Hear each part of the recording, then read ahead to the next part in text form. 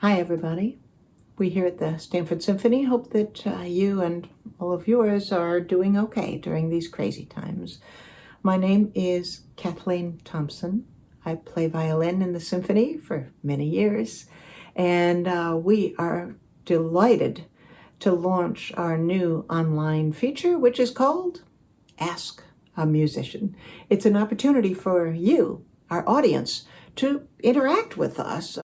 One of our longtime subscribers has asked me a question, which is, what happens if an instrument breaks when we're on stage in a concert? So, for instance, as a violinist, what happens if a string breaks during the concert?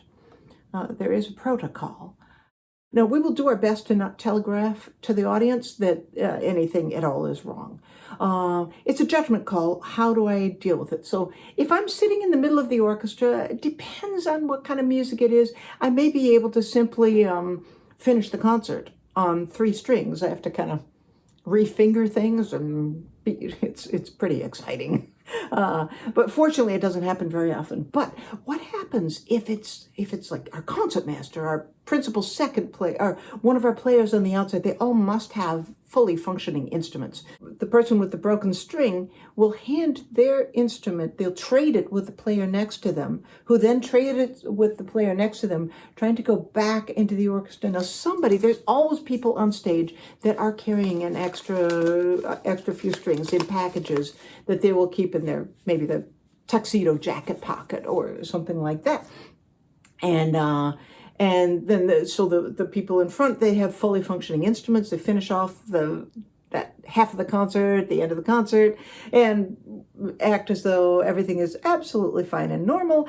And then we walk on stage. And then once we get backstage, in the backstage area, then oh my gosh, that was a scary thing, wasn't it? Oh, thanks for bailing me out. But, children are curious about strings also. In January, I was able to go into the public schools in Stanford, went into the Newfield School and the Northeast School, and brought my violin and showed them about like how old it is. It's 300 years old. Oh, that's really old. And talked about Mozart and how when Mozart was their age, he was writing symphonies, but that he was kind of a rascal, and what Beethoven was like, things like that.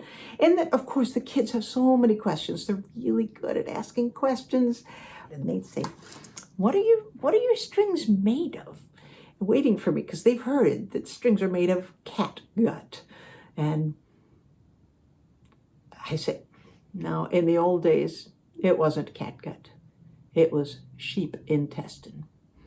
And the kids go, but then I assure them, but here, and I bring my old strings for them to look at. And nowadays we play on strings they've got a synthetic core, and they're wrapped in metal, and no animals are harmed.